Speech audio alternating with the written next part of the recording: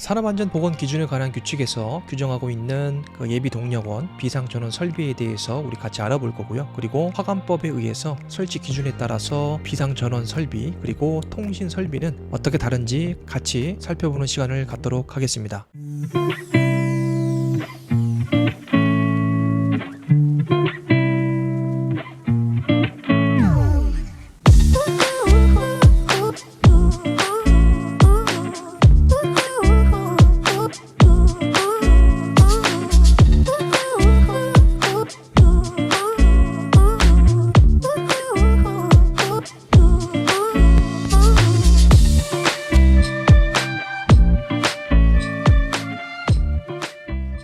자, 여러분, 강의를 하다 보니까 많은 내용들을 다루면서 시간이 좀 많이 초과가 되었습니다. 그래서 제가 비상전원 장치, 예비 동력원 등에 관한 이 강의는 두 강의로 분할해서 제가 진행하도록 하겠습니다. 세 번째로는 무정전 전원 공급 장치가 되겠습니다. 명칭은 좀 생소한데 여러분들 UPS라고 자주 들어보셨을 것 같습니다. 그래서 사업장이나 일반 우리 아파트 단지 내에서도 간헐적으로 설치되어 있는 전원 공급 장치라고 보시면 되고요. 이 전원 공급 장치는 Uninterruptible Power Supply라고 합니다. 그래서 UPS, 축전지 설비, 컨버터, AC/DC 변환 장치로 된 컨버터가 되겠고요. 인버터도 변환 장치죠. 그래서 인버터와 컨버터, 축전지 설비와 제한된 시간 동안에 전원을 확보할 수 있도록 설계된 제어 회로로 구성된 일체의 설비를 말합니다. UPS는 크게 세 종류로 구분을 할 수가 있고요. 축전지 설비, 그 다음에 컨버터, 그 다음에 인버터, 이렇게 해서 제한된 시간 동안에 특정 시간 동안 전원을 확보할 수 있도록 설계된 제어 회로로 구성된 설비가 되겠습니다.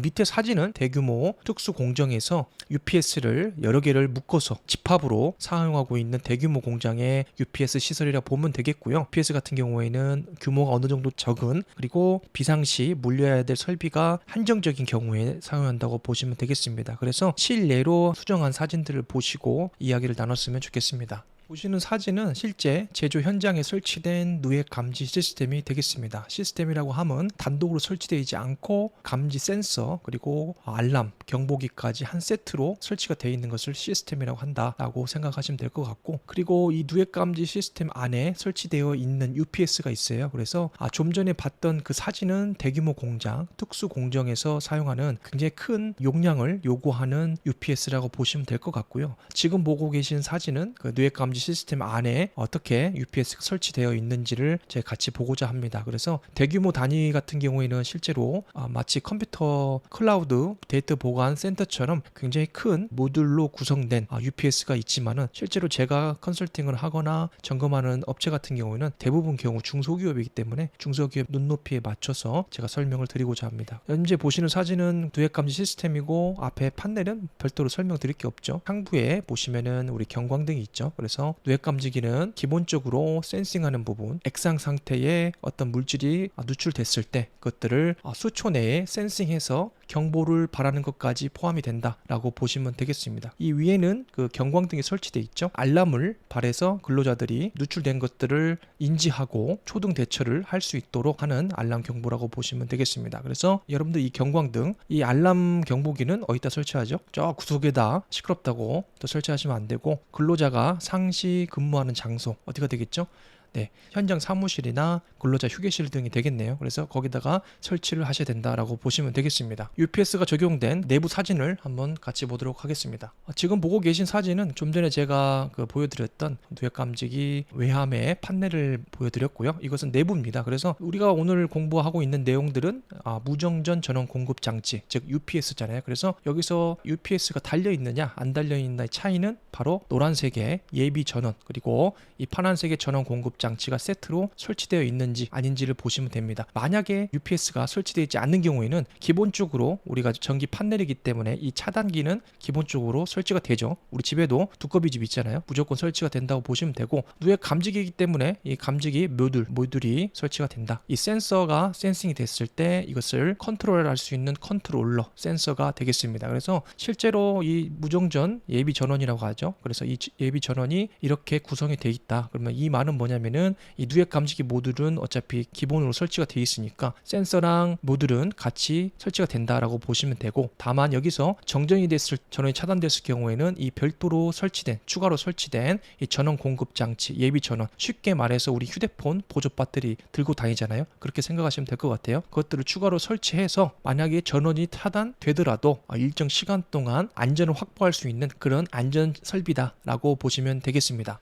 실제 산업 현장에 누액 감지 경보 시스템에 설치되어 있는 소형 UPS에 대해서 제가 간단히 살펴봤고요. 다음으로 넘어가도록 하겠습니다. 그래서 세부적으로 UPS 구성품을 보시면은 밑에 회로나 이런 외함, 기타 부속품들을 여러분들이 확인하시면 될 것 같고요. 작은 하나의 구성이 모여서 이 위에 있는 이 모듈이라고 하죠. 큰 대단위의 모듈로 구성이 된다. 그래서 용량 차이에 따라서 아까 사진에 봤던 그 조그만한 소형 배터리 팩 정도의 UPS로 커버가 가능한 경우도 있고, 그렇지 않은 경우에는 규모가 더욱더 커진다라고 보시면 되겠습니다. 자, 세 번째로는 비상전원 공급 대상 부하 설비가 있거든요. 그러면 비상전원을 어디다 연결해야 되느냐? 밑에 보시면은 총 10가지라고 보시면 돼요. 비상전원 설비 공급 부하에 설치를 해야 되는데, 긴급 차단 밸브 부하에 설치를 하시면 되고요. 개장 관련된 거 전동 밸브나 제어 밸브가 되고요. 두 번째는 소화 설비가 있죠. 왜냐면은 긴급 설비가 포함이 되어야겠죠. 그래서 소화 펌프나 제어반 등이 포함이 되고요. 세 번째로는 UPS 및 축전지 설비가 되겠습니다. 네 번째로는 비상 조명. 화재가 나거나 전원이 차단됐을 때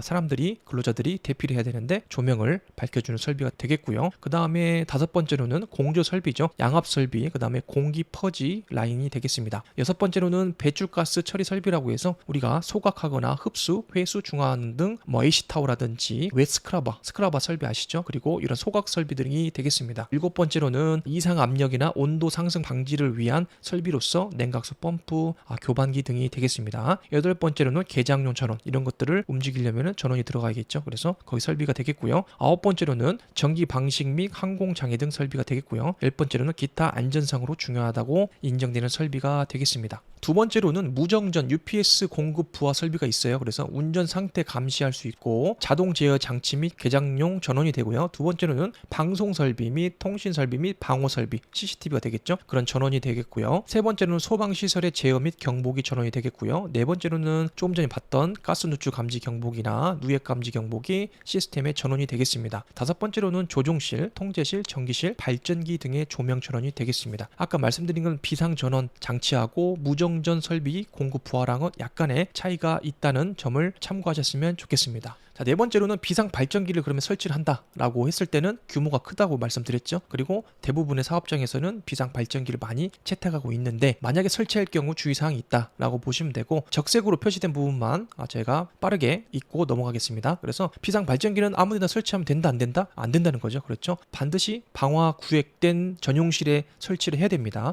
5개의 덩그러니 설치하면 절대 안 되고요. 내부에 구획된 실에 내와 도가 2시간 이상인 방화 구획된 전용실에 설치를 해야 됩니다. 그리고 5개의 만약 설치했다 하면 눈이나 비의 침입을 방지할 수 있는 적절한 곳에 해야 됩니다. 자, 두 번째로는 비상발전기 실이라고 하죠. 여기에 있는 전용실 또는 분리 건물 등에 대해서는 소호 활동으로 인한 침수, 이런 것들이 손실 가능성이 최소화할 수 있는 곳에 설치를 해야 됩니다. 왜냐하면 전원이 차단됐을 경우에는 최후의 보루가 비상발전기이기 때문에 최대한 안전한 곳에 설치를 해야 된다, 그 말이고요. 세 번째로는 비상발전기 실은 축전지에 의한 비상 조명이 있거든요. 그걸 확보를 해야 됩니다, 별도로. 그리고 실내 조도는 100룩스 이상으로 잘 보이는 조작이 용이한 그런 조명도가 나와야 됩니다. 그리고 네 번째로는 견고하게 받침대, 아까 말씀드렸고, 그 다음 다섯 번째로는 진동 방지 장치 말씀드렸죠. 그리고 회전 장치와 미끄럼 방지 기초 사이에 설치를 하셔야 된다라고 보시면 되고요. 진동이 상당히 많이 발생하기 때문에 진동을 방지할 수 있는 장치를 설치를 해야 된다라고 보시면 되고요. 여섯 번째로는 소음 제어 장치를 고려를 해야 됩니다. 디젤 비상발전기 돌릴 때 굉장히 시끄럽습니다. 그래서 귀마개 착용 표시나 비상발전기 실이라는, 그리고 정부에서 책임자 인적사항과 비상연락망 등을 반드시 기재를 하셔야 된다는 것도 추가적으로 기억을 하셔야 됩니다. 그리고 일곱 번째로는 그 환기 조치가 필요하다. 비상발전기 돌릴 때 소음하고 필연적으로 굉장히 큰 열이 발생을 하는데 그것들을 외부로 빼내줘야겠죠. 그래도 환기 조치가 필요하다라고 보시면 되고, 여덟 번째로는 비상발전기니까 연소 공기를 쓰잖아요. 그래서 연소용 공기를 비상발전기에 공급을 해야 되는데, 장소가 좁거나 그리고 연소용 에어가 들어갔다가 나가잖아요. 팬이니까. 그러면 그 팬이 좁은 장소에 딱 맞는 장소에 설치되면 충분한 연소용 에어가 인입이 되지 않겠죠. 그럴 경우에는 불완전 연소가 발생할 수 있기 때문에 충분한 공기를 인입하고 배출할 수 있는 연소용 팬이 있을 경우에는 충분한 공간을 확보를 하셔야 되고, 그리고 아웃되는 그 환기 조치를 잘 하셔야 된다라고 보시면 되겠습니다. 아홉 번째로는 충분한 용량으로 설치가 되야겠죠. 그래서 여유를 두잖아요. 기본적으로 비상 발전기 부하 용량을 계산하고 거기서 딱 맞게 설치하는 것이 아니라 10%에서 20% 이상 여유를 두어서 설계를 한다라고 보시면 되겠습니다. 나머지는 여러분들이 읽어보시면 될 것 같습니다. 여러분 충분히 이해하실 수 있을 거라고 생각이 되고요. 마지막 다섯 번째로는 유지 관리입니다. 비상시에 제대로 작동이 안 되면 이거는 아무 의미가 없죠. 그렇죠? 돈은 돈대로, 그다음 시간은 시간대로 낭비가 되는 거죠, 말 그대로. 그래서 비상 발전기 유지 관리 및 운전 시험이 있어요. 그래서 이것들을 자체적으로 비상 발전기 있는 사업장 같은 경우에는 유지 관리 계획서 등을 제정을 하시고 그에 따라서 자체로 하든지 아니면은 외부 기관에 교정을 맡기셔가지고 적절한 성능을 항상 유지하고 있는지를 체크를 하셔야 된다. 그 부분을 사업장에서 알맞게 그 기준과 주기를 정하시면 되겠습니다. 비상 발전기의 유지 관리 검사를 어떻게 했고 시운전할 때 그리고 작동 보수 등은 서류로 비치해서 다음의 사항을 포함을 하셔야 됩니다. 유지 관리 보고서의 작성 날짜, 예를 들어서 우리는 분기별로 혹은 1년에 한 번, 두 번 하겠다 그러면은 보고서를 쓰게 되는데 작성 날짜와 담당 직원의 신분, 안전관리자나 생산팀장, 그다음에 공무 팀장이 되겠죠. 그럼 사람들 신분이 되겠고, 혹은 외부로 맡겼을 경우에는 사업장 명과 위탁하는 위탁업체 명과 그 다음에 관리자가 되겠죠. 그리고 교체된 부품을 포함해서 모든 부적합한 상태와 시정 기록에 관한 기록 관리하라는 거죠. 그래서 최신 상태로 비상시 항상 사용할 수 있도록 우리가 조치를 하자, 그 내용이 되겠습니다. 세 번째로는 비상 발전기는 주 1회 무부하 상태에서 30분 이상 운전을 실시해야 합니다. 근데 실제로 주 1회 무부하 상태에서 30분 이상 쉽지 않습니다. 특별히 중소 그리고 소규모 사업장 같은 경우에는 이거 돌릴 사람이 현실적으로는 힘들다라고 보시면 되겠습니다. 다만 탑법에 의해서 비상저감 조치를 발령한 경우에는 해당 지역에서는 경보 또는 조치가 해제된 이후 운전을 실시해야 한다. 별 도움이 되는 내용은 아니고요. 주 1회 무부하 상태에서 30분 이상 운전해야 된다는 것을 기억하셨으면 좋겠습니다. 여러분들 마지막으로 썸네일에 기록했던 것처럼 방금 전까지 말씀드린 내용은 산업안전보건법에 의한 예비동력원 등에 관한 내용들을 제가 설명을 드렸고요. 마지막으로 화학물질 관리법에 의해서도 비상 전원장치를 설치하도록 되어 있는데 그 부분을 간단히 짚고 넘어가도록 하겠습니다. 이 자료는 유해 화학물질 제조 사용시설 설치 및 관리에 관한 고시 별표 1 보시면은 세부 규정이 나와 있습니다. 저랑 같이 찾아보도록 할게요. 법제처에 보시면은 이 내용 치시면은 그대로 나옵니다. 그래서 화관법 같은 경우에는 산업안전보건법보다 양이 더 적기 때문에 찾기가 훨씬 수월하다고 보시면 되겠습니다. 여기 보시면은 별표 있죠. 왼쪽 저 따라오시면은 별표 서식에 보면 별표 1 있습니다. 하나밖에 없다는 얘기죠. 별표가. 클릭을 해보시면 여러분들 제가 좀 전에 말씀드린 그 자료를 제가 이제 제 컴퓨터에 다운받은 그 내용입니다. 그래서 그 자료인데 여기 보시면은 내용은 똑같죠. 앞에 제목은 똑같고요. 여기서 이제 보시면 우리가 유해 화학물질을 화관법에 의해서 제조하거나 사용하거나 설치할 경우에는 어떤 기준을 따라야 되냐라고 보시면 돼요. 그래서 산업안전보건 기준에 관한 규칙 그거와 비슷하다고 보시면 되겠습니다. 우리가 알고자 하는 정보는 비상에 관한 내용이죠. 그래서 검색을 해보시면 딱 한 번 나오는데 여기 보시면은 나번에 긴급 차단 설비가 있어요. 긴급 차단 설비. 그래서 나번에 2번을 보시면은 유해 화학물질 취급 시설에는 이상 사태가 발생하는 것을 방지하고, 자 여기서 이상 사태라 하면 정전입니다. 이것을 방지하고 이상 사태 발생 시 그 확대를 방지하기 위하여 뭐다? 비상 전력 설비 및 통신 설비를 설치하여야 한다. 자 비상 설비는 아까 말씀드렸던 것처럼 비상 발전기, 그다음에 축전지 설비, 배터리 시스템이 있고 그다음에 UPS가 있다. 대표적으로 있다고 말씀드렸고, 그리고 통신 설비, 만약에 전원이 차단됐을 때 신고하거나 경보를 발할 수 있는 통신 설비를 설치해야 된다고 명시가 되어 있습니다. 세부 기준을 보시면은 구체적인 대상이 나와요. 그래서 산업안전보건법과 동일한 것은 모든 공정에 화학물질 취급하는 사업장에 비상발전 시스템을 설치해야 되는 것은 아니다라고 보시면 되고, 명확한 기준은 반응 분리 정제, 증류 등을 하는 제조 사용 설비를 자동으로 제어하는 설비나 살수장치, 방화 설비, 소화, 그리고 제조 설비 냉각수 펌프, 비상용 조명 설비, 그 밖에 제조 사용 시설의 안전 확보에 필요한 시설에는 정전 등으로 나오죠. 정전. 메인 포인트가 블랙아웃입니다. 정전 등으로 인하여 그 설비의 기능이 상실되지 않도록 다음 기준에 따라서 비상 전력 설비를 설치한다라고 되어 있습니다. 세부적으로 비상 전력 등이란 정전 등의 경우에 제조 사용 설비 등에 안전하게 유지하고 안전하게 정지하기 위해서 필요한 최소 용량을 갖춘 전력 및 공기 등 또는 이와 동등 성능을 말한다라고 보시면 되겠습니다. 기타 사항으로 보시면 비상전력 등은 정전 등으로 인해서 그 제조 사용 설비 페일 세이프 구조인 것을 제외하고요. 기능이 정전 후 여기는 30분입니다. 30분 이상 상실되지 아니하도록 하고 지체 없이 전환될 수 있는 방식이어야 합니다라고 보면 되고, 안전에 필요한 설비는 표 2 밑에 보시죠. 제조 사용 설비에 따른 비상전력의 종류가 있어요. 그래서 필요에 따라서 설치해야 되는 비상전력의 종류, 인정되는 비상전력의 종류가 되겠습니다. 그래서 이 자료도 제가 말씀드렸던 것처럼 일일이 설명을 드릴 수 없기 때문에 각 사업장에 맞게 판단을 하시면 되겠습니다. 여러분들 어떠셨습니까? 여러분들에게 조금이나마 도움이 되었으면 좋겠습니다. 오늘도 건강하고 좋은 일들만 가득하시기를 바라겠습니다. 감사합니다.